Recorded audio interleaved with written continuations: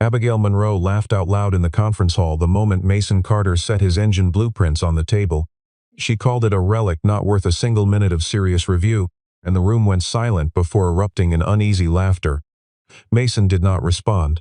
He simply rolled the drawings back into their worn tube, aged hands trembling slightly, eyes perfectly still. Nobody in that hall understood that buried inside those hand-drawn lines was a principle that modern laboratories had been overlooking for years. 3 days later, 2 NASA engineers arrived at the door of Mason's old machine shop. If you want to know why NASA came looking for him, stay with this story until the very last moment. The town of Millhaven, Ohio, was the kind of place where time moved slower than the rest of the world, and Mason Carter fit right into its rhythms. He lived in a weathered wooden house attached to the back of an old machine shop on the edge of town, a modest property that had once belonged to his father-in-law and now functioned as both his livelihood and his sanctuary. From the outside, the shop looked like 100 others scattered across the rural Midwest, grease-stained concrete floors, iron shelving crowded with spare parts, a hydraulic lift rusted at the joints, and a hand-painted sign above the door that read simply Carter Repairs. Nobody passing through would have guessed that the man inside had once designed propulsion components for aerospace applications, that his name had appeared in technical publications, or that he had once walked the hallways of laboratories where the future was still being drafted. Those days were gone, and Mason had made a kind of peace with that fact, though it had taken him far longer than he liked to admit. He was 61 years old, broad-shouldered but slightly stooped now from decades of leaning over engines, and his hands told the story of his life more honestly than any resume ever could. The knuckles were enlarged, the palms cross-hatched with old scars, the fingertips calloused to the point where he could handle hot metal longer than most men half his age. The locals knew him as the quiet man who could coax almost anything mechanical back to life: farm tractors, diesel generators, irrigation pumps, portable welders that younger mechanics had declared beyond saving. He charged fairly, worked without complaint, and rarely spoke unless he had something worth saying. The town respected him without fully understanding him, and he seemed to prefer it that way. But every evening, after he locked the front doors of the shop and ate the simple meal he always prepared alone, Mason disappeared into a back room that he kept sealed with a padlock. That room was different from the rest of the workshop. It was organized with a precision the outer workspace never aspired to. Drawings pinned flat under weighted rods, specimen materials arranged by thermal classification, a shelving system coded in handwriting so small and consistent it might have been printed.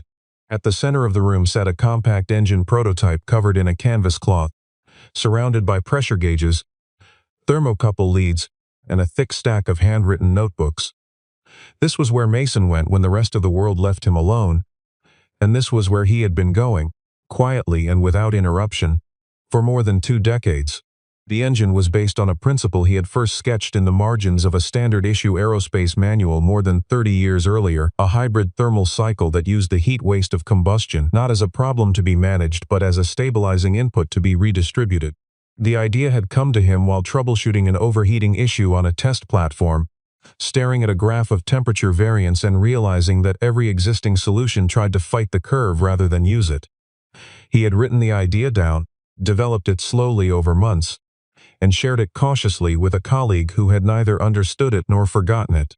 What happened after that was a chapter Mason did not discuss with anyone in Millhaven. His wife, Hannah, had been the one person who believed the idea was worth finishing. She had been an elementary school teacher with no engineering training, but she had a gift for recognizing when something mattered to someone she loved, and she had never let Mason dismiss the project entirely. When she became ill, she had asked him, in her careful and gentle way, to keep working on it not for recognition, not for money, but because she believed the world needed the kinds of minds that did not give up simply because they were not understood. She died 11 years ago on a Tuesday in February, and Mason had not missed a single evening in the back room since. The disruption came in the form of a phone call from Robert Ealing, an old colleague who had heard about a regional energy innovation showcase being organized by a local technical college. Robert thought Mason's design might be worth presenting.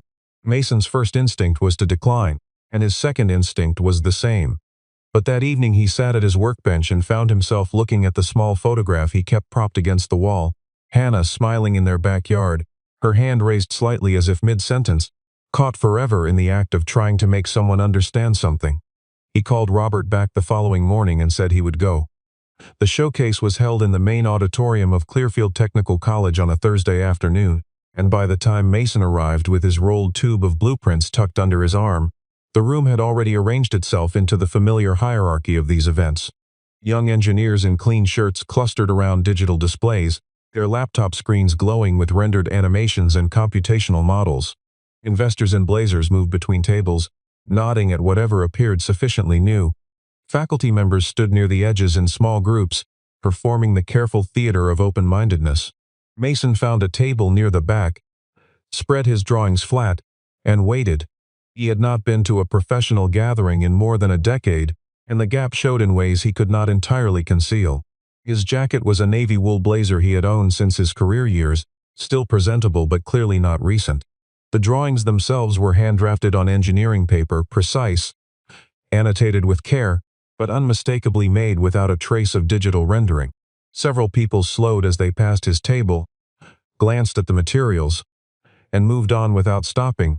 A few smiled with the kind of involuntary condescension that does not even register as cruelty in the person expressing it. Abigail Monroe was the guest reviewer for the afternoon session, and she was exactly the kind of figure who commanded a room without asking for permission. She was 34, the lead engineer at a Boston-based aerospace startup that had attracted significant funding for its work on next-generation electric aviation propulsion. Her credentials were legitimate, and her mind was sharp, that was not in question. What accompanied those qualities, however, was an absolute certainty about the shape of progress, a conviction that had formed early in her career and hardened quickly with each success. She believed, with the confidence of someone who had never been genuinely wrong about anything she cared about, that the field moved in one direction only, and that direction was forward and digital and fully integrated with computational design tools. Anything that did not match that description was, to her, simply behind. When Mason's turn came, he stepped up to the table and began explaining the concept calmly. He described the thermal redistribution cycle, the pressure feedback loop, the way the system used heat variance as a self-correcting input. He spoke in the measured language of an engineer who had spent decades living with the problem, choosing his words not for effect but for precision. The room, however, was already reading the room. The hand-drawn blueprints, the worn tube, the older man in the dated jacket, all of it composed a picture that most people had already interpreted before Mason said a single word. Abigail interrupted him before he had covered half the design. She did not raise her voice. She simply inserted herself with the authority of someone who considered the interruption a service. She said that the underlying principle was a relic of approaches the field had moved past for good reasons, that the design as presented lacked any computational validation, and that what she was looking at was, in her words, classic-era engine dressed up in an impossible dream.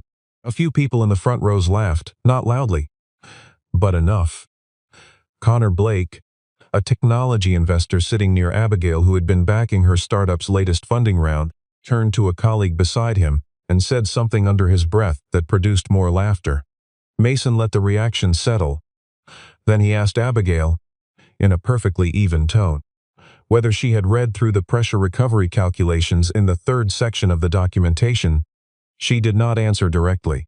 Instead, she said that she did not need to read deeply into a design that had already disqualified itself at the conceptual level.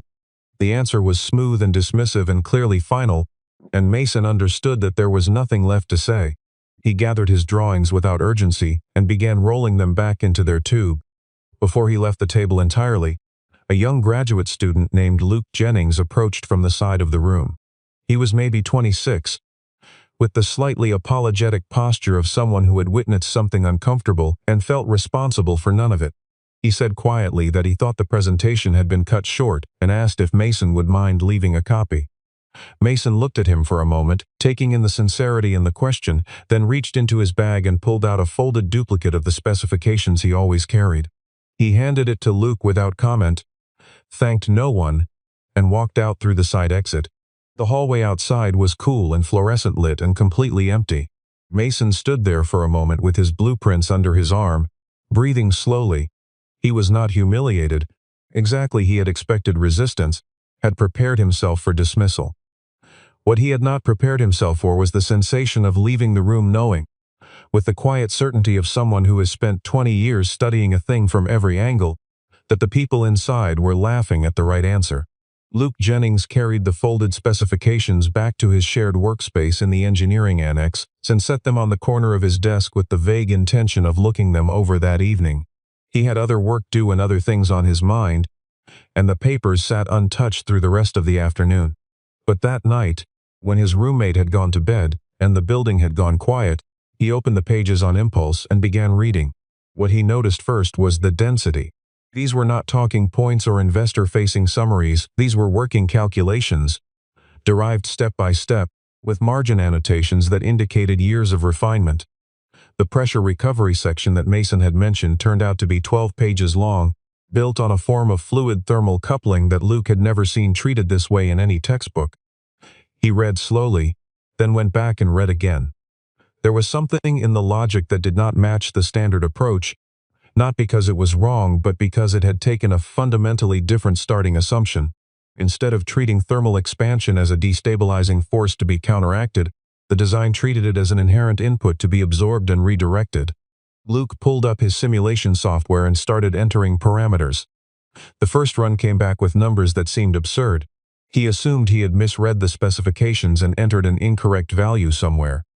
He reset the inputs, checked each variable against the original document, and ran it again. The result was almost identical. The efficiency figures were not marginally better than modern benchmarks, they were categorically different, particularly under the high temperature, variable pressure conditions that characterized the most demanding aerospace operating environments. Luke sat back in his chair and stared at the screen for a long time. He was not reckless about conclusions and did not allow himself to become excited yet. He knew that a simulation was only as reliable as its inputs, and he was working from hand-transcribed data based on a physical document he had received from a stranger. But the consistency of the results across multiple runs, and the internal logic of the design itself, pointed towards something he could not dismiss on a technicality. He needed someone with more experience to look at this. He called Professor David Harris the following morning. Harris was a veteran of the mechanical engineering department who had, early in his career, spent several years consulting on a joint university-NASA propulsion research initiative. He was primarily a teacher now, patient and methodical, the kind of academic who still kept physical journals and annotated his own printed papers with pencil. When Luke explained what he had found, Harris asked him to bring everything in immediately. Harris read the specifications in his office with his door closed, and Luke watched the older man's expression shift gradually from polite engagement to something more careful and concentrated. At one point Harris stopped reading, looked up, and asked Luke where exactly he had obtained this document. When Luke explained the circumstances, the showcase, the dismissal, the older man who had left quietly through the side door, Harris set the papers down and said, very calmly, that he recognized the name Mason Carter. What Harris told Luke then filled in a history that had been invisible to everyone in that auditorium. Mason Carter had not simply drifted out of the aerospace field. He had once been part of a federally funded experimental propulsion program, a serious research initiative with real resources behind it, and his work at the time had been regarded by a small number of colleagues as genuinely unconventional in ways that deserved further study. The program had ended abruptly after a testing incident, and in the aftermath Mason's role had been characterized in internal reports in a way that effectively closed doors for him across the entire sector. He had gone silent after that, and the field had moved on without ever revisiting whether the incident had been handled fairly. Harris ran the simulation again on his own terminal, using a more sophisticated platform. The results held. He and Luke worked through the calculations together over 2 long evenings, stress testing each section of the design, looking for the error they both expected to find. They did not find it. The design had weaknesses, real ones, but its core thermal cycling mechanism performed in ways that were consistent, reproducible, and unlike anything currently in the literature. Harris composed a careful technical summary and sent it to 2 people he trusted at a research facility outside Houston, Lucas Bennett and Diana Hayes. Lucas Bennett received the email from David Harris on a Monday morning and read it twice without immediately knowing what to do with it. He was a propulsion systems engineer, 39 years old, practical by nature and skeptical by professional habit, and his first instinct was to assign the document to the long mental queue of interesting but unactionable ideas that arrived in his inbox with some regularity. The summary was carefully written and technically coherent, but the underlying claim that a hand-built prototype developed in a small-town machine shop might possess properties relevant to ongoing NASA research was the kind of claim that required a great deal of scrutiny before it deserved serious attention. Diana Hayes read the same email at roughly the same time and had a different reaction. She was a thermal systems specialist who had spent the better part of 8 years focused on one specific problem: the dynamic thermal instability that plagued a class of high-performance experimental propulsion systems under sustained extreme temperature operation. Every approach her team had attempted over those years had addressed the problem from the same direction, designing components that could resist or compensate for the thermal variation. The results had been incremental, expensive, and never fully satisfying. What made her stop in the middle of reading Harris's summary was a single sentence that described Mason's design philosophy in a way that was almost perfectly inverse to every strategy her team had tried. Rather than resist, absorb and redistribute. She forwarded the summary to Lucas with a single line: "We need to see the original documentation tonight." They spent the better part of that evening in Diana's office going through every page of the materials Harris had attached, working section by section, flagging assumptions, checking derivations, and arguing with each other in the focused and slightly aggressive way that people argue when they are genuinely trying to find something wrong and keep failing. By midnight, they had identified several areas where the prototype would likely require significant engineering refinement before it could be considered for any real-world application. But the core mechanism, the thermal absorption and redistribution cycle, continued to hold under every test they applied to it. It was not a polished solution. It was something more uncomfortable than that. It was a correct idea that had not been finished. Lucas called Harris the following day and asked him, point by point, about the origin of the design and the circumstances under which it had been produced. When Harris described the showcase, the auditorium, the dismissal, Abigail Monroe's interruption, Mason gathering his blueprints in silence and leaving through the side door, Lucas went quiet for a moment. He asked Harris to clarify one detail. The man had been publicly told his work was worthless, and he had walked out without arguing. Harris said yes. That was what had happened. Lucas said nothing further on the subject, but something in the exchange settled a judgment he had been forming for several hours. NASA did not move publicly on matters like this.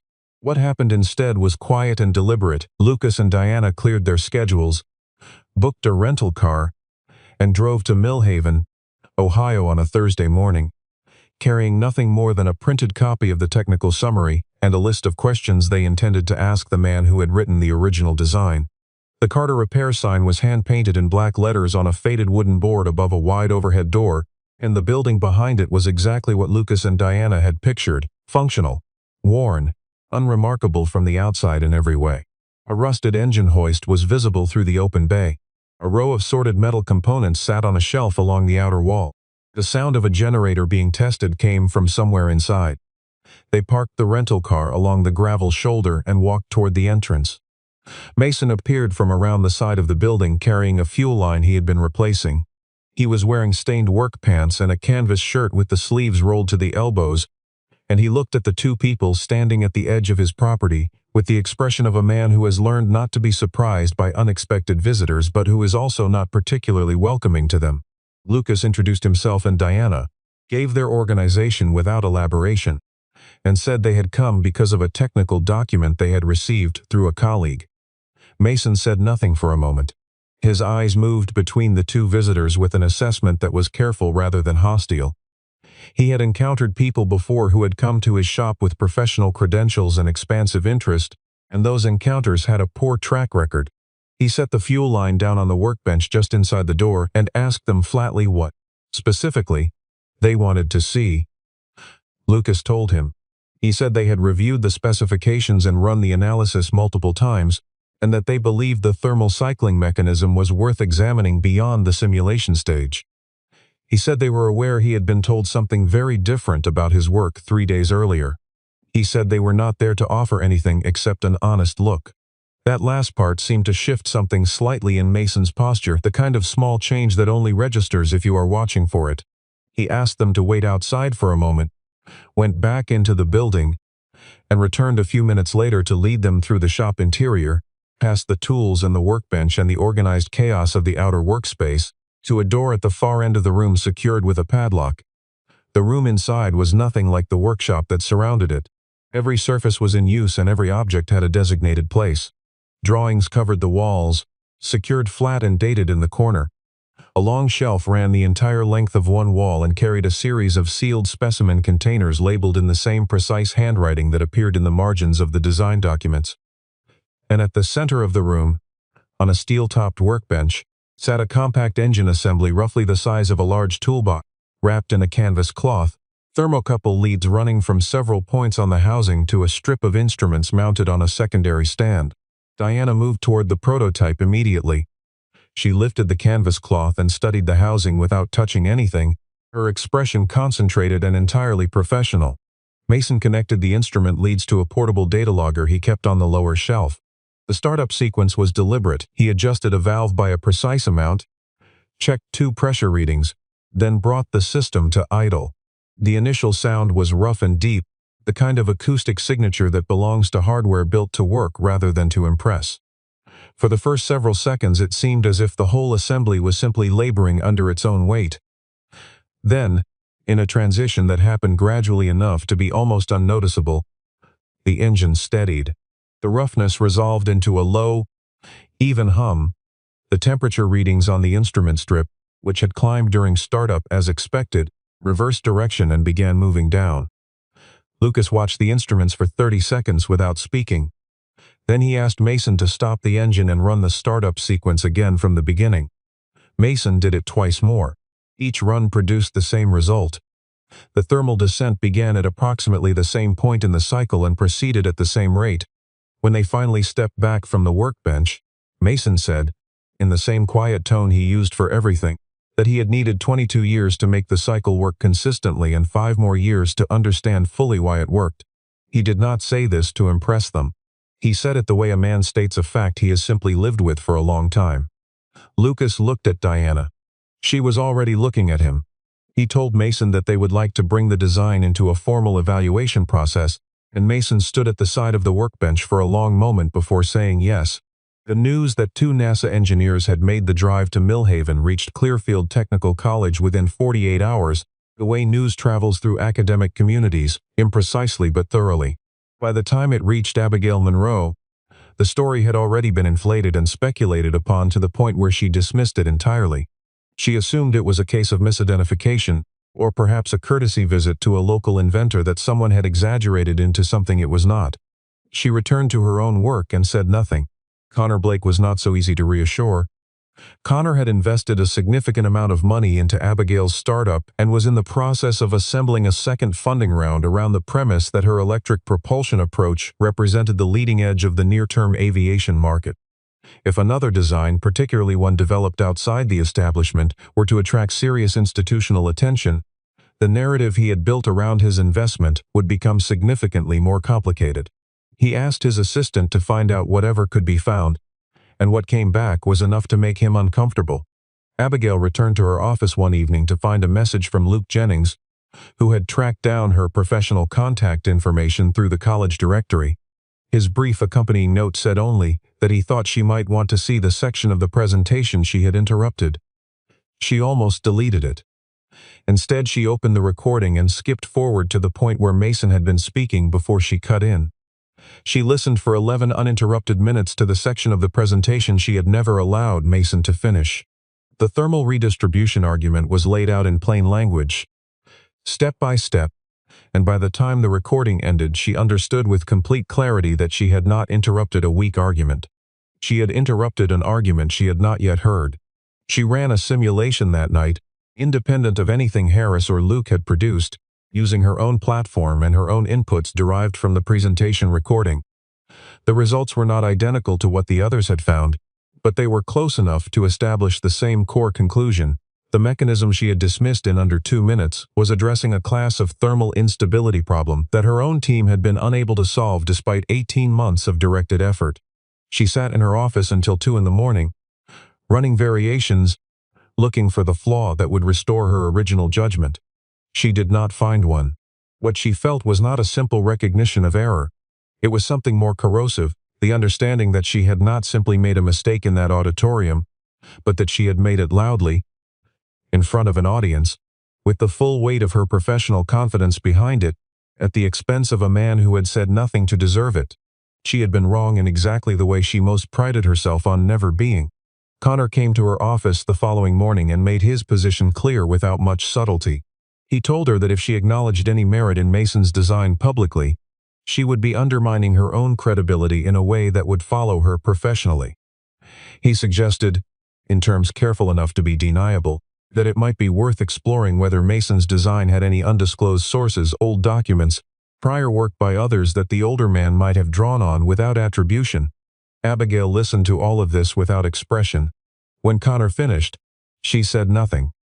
But something in the conversation completed a picture she had been assembling for several months about who Connor Blake actually was and what he actually cared about.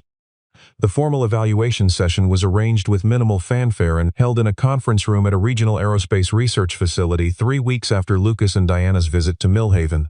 The invite list was small by design: Mason, Lucas, Diana, David Harris, 3 independent technical reviewers with no prior connection to any of the parties, and Abigail Monroe, who had been included at Lucas's request on the basis that her technical expertise in aviation propulsion was directly relevant to the assessment. Connor Blake arrived unannounced in the company of a colleague from Clearfield's development office, presenting himself as a representative of the college's technology partnership program. He was not asked to leave. Mason arrived with his original design documentation in a large flat envelope, accompanied by a set of bound notebooks, 12 of them, spanning the period from his earliest sketches to the most recent modifications. Each notebook was dated on the spine. The reviewers spent the first 40 minutes examining the documentation, asking occasional clarifying questions about specific entries, and establishing the timeline of the design's development from first principles to working prototype. Mason answered everything they asked without impatience, and the detail and consistency of his responses made it increasingly clear that the work had no gaps in its development history. Every decision was recorded. Every failure had a date. One of the independent reviewers, an aeronautical engineer named Patricia Walsh, who had published extensively on combustion efficiency, asked Mason to walk through the 3 core iterations of the pressure recovery loop and explain why each earlier version had failed before the current architecture was reached. Mason opened the 3rd notebook to a marked section and did so with a precision that required no reference beyond the notes themselves. Walsh asked 2 follow-up questions. After the 2nd one, she made a note on her own pad and did not ask further. Connor spoke for the first time during a brief recess, noting that the design under consideration had originated in the context of a research program that had ended due to a documented safety failure, and that it might be relevant to understand what role the original designer had played in that incident before the current work was treated as credible. He said it with the neutrality of someone raising a procedural concern, which was the most effective way to say it. The room's temperature changed. Mason set down his pen. He did not raise his voice. He spoke with the same measured delivery he had used for everything else, but there was a different quality in it now, not anger, exactly, but the quality of someone who has decided to be fully precise. He described the program, the timeline, the specific decision that had produced the accident, a testing cycle that had been compressed by 6 weeks at the insistence of the program's administrative leadership over the documented objection of the technical team. He said he had submitted a formal written objection 2 weeks before the incident, had been told the schedule would not change, and had been named in the subsequent internal report as the engineer responsible for the test parameters, which was technically accurate in the most misleading sense possible.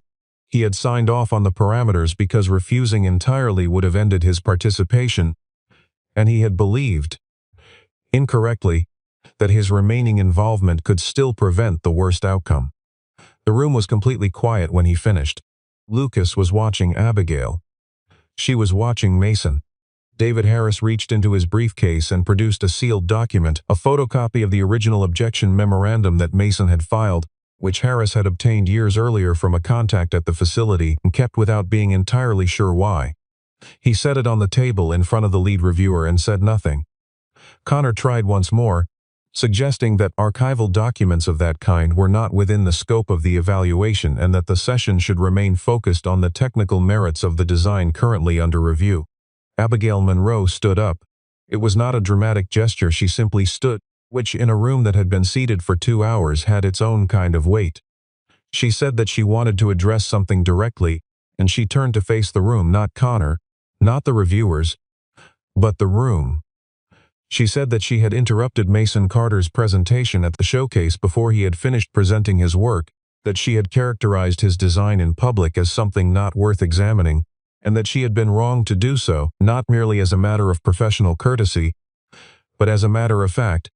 She said the design contained principles that her own team had not been able to develop, that she had run the analysis herself and could not dispute the core findings, and that whatever her professional reputation required her to say or not say, the truth was the same either way. She looked at Mason when she finished. He did not look away from her, but he also did not smile or offer any visible acknowledgement of what it had cost her. He simply let her words stand. The evaluation continued for another 2 hours. The reviewers were thorough and the questions were difficult, and Mason answered all of them. When the session ended, Patricia Walsh told the group that the technical summary she would submit would recommend formal expanded research. It was not a celebration, it was an assessment, but it was the kind of assessment that, once submitted, does not reverse direction.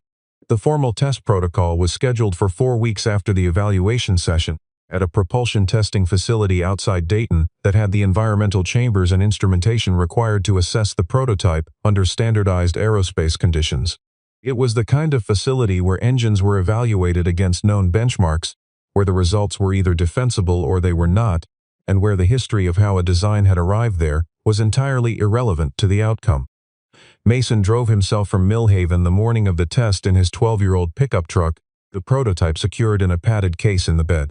He had spent the previous week going over every accessible component of the assembly, not because he doubted the design, but because the prototype had been built over decades under workshop conditions, and he understood that the gap between something working in a machine shop and something working in a clean environment test facility could expose problems that were real even if they were not fundamental.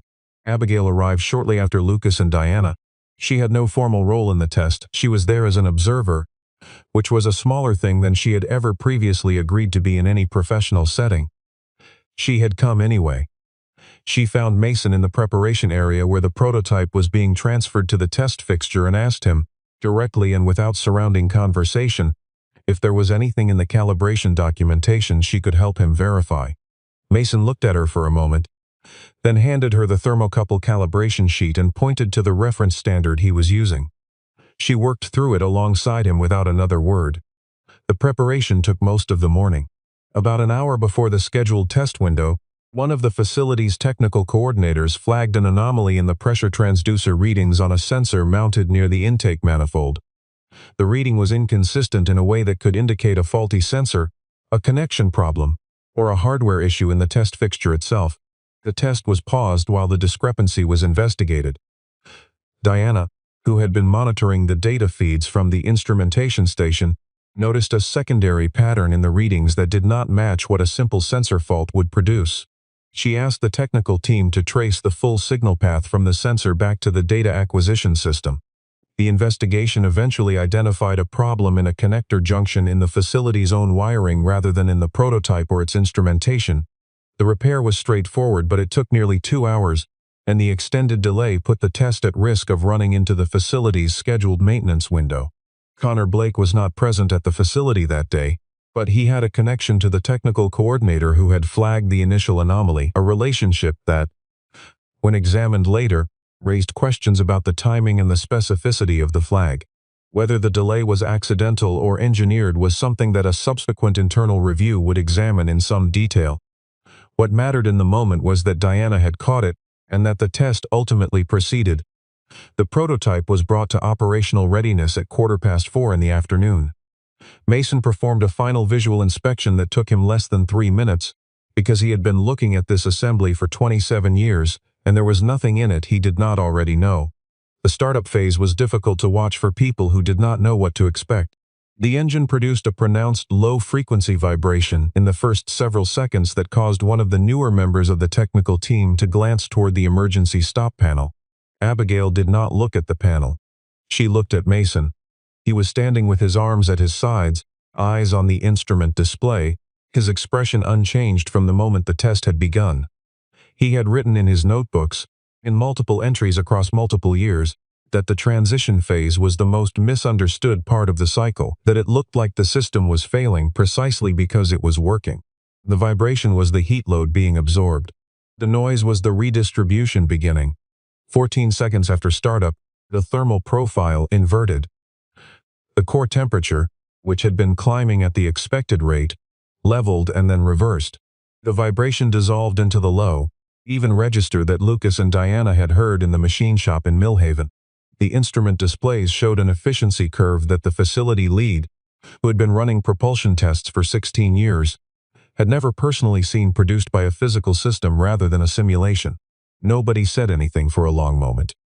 Then Patricia Walsh, seated at the observation station, said quietly to the colleague beside her that she wanted to see the data from the previous 6 minutes printed before anyone left the building. Lucas formally announced that the results would be submitted for expanded research consideration, speaking in the clean and precise language of institutional process, because that was the language the moment required. Mason nodded once and stepped back from the fixture. He did not look at the screens or the printouts. He stood very still for a moment and listened to the sound of the engine running, steady, quiet, exactly as he had always known it would be. The weeks that followed produced consequences at a speed that surprised most people involved. Connor Blake's attempt to interfere with the test process became the subject of a formal inquiry after Diana's report on the sensor anomaly was reviewed alongside communication records obtained by the facility's compliance team. What the records showed was not subtle: a pattern of contact with a technical staff member in the days before the test, specific questions about sensor placement and test protocols, and a financial arrangement between Connor's development firm and the staff member that predated the test by several months.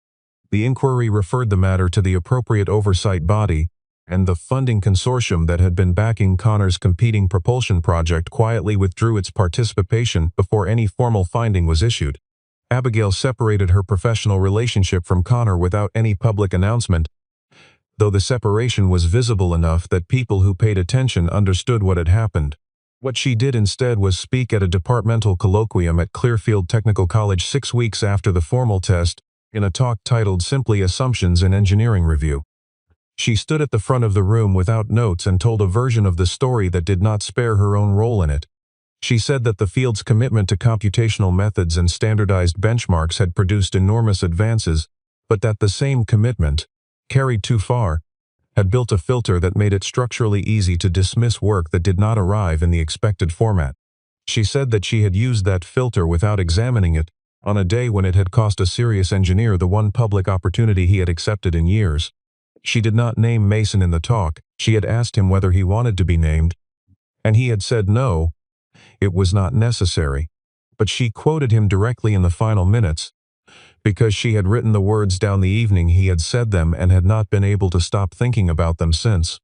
He had told her that a mistake did not destroy an engineer. Only arrogance could do that. Mason returned to Millhaven after the test with no immediate change to his daily routine. He fixed what people brought him, kept reasonable hours, and ate his meals alone. But the table in the back room looked different now. Alongside the notebooks and the design documents there were new items: a printed copy of the facility's formal test report, a letter from Lucas Bennett outlining next steps, and an unopened envelope from a research department at a technical university requesting a meeting. He had not answered the letter yet. He was not in a hurry. The work was still the work, and the work was what mattered.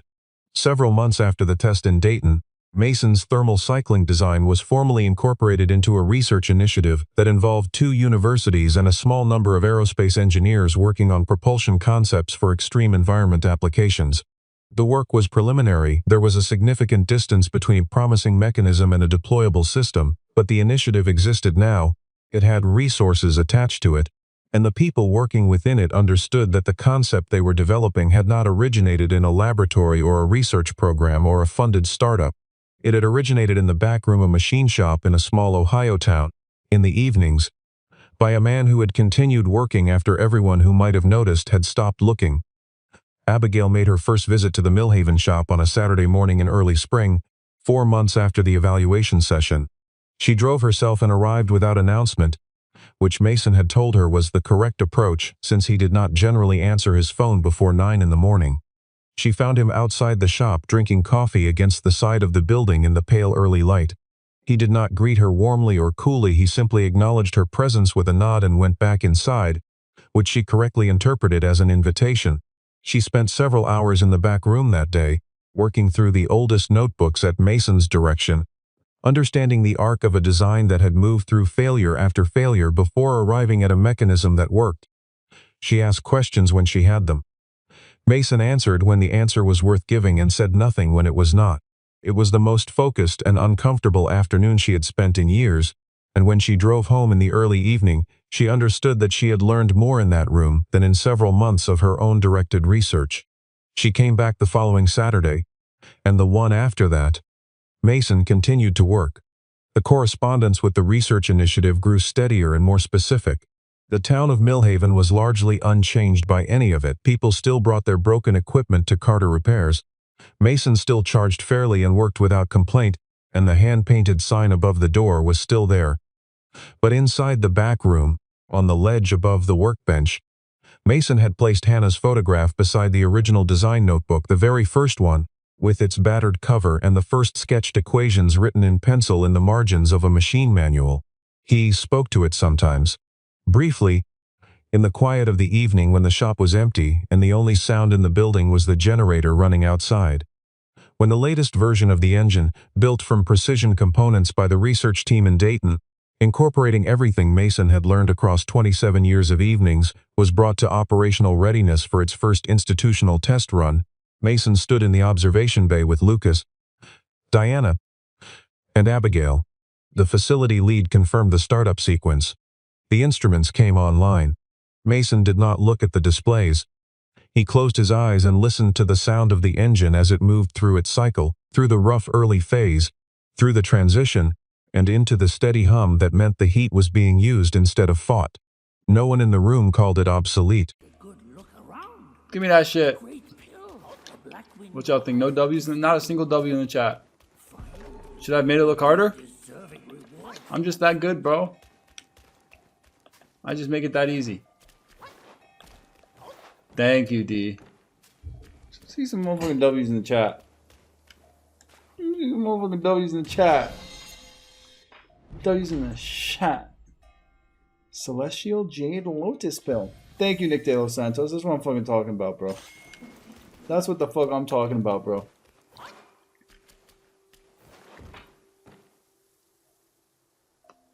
Y'all ready?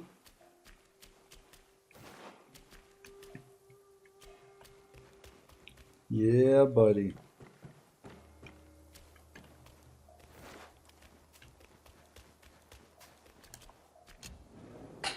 Minecraft when? Oh my gosh. Ha ha ha. Rest. It's time to rest. Let's look at my current armor. I love my current armor, but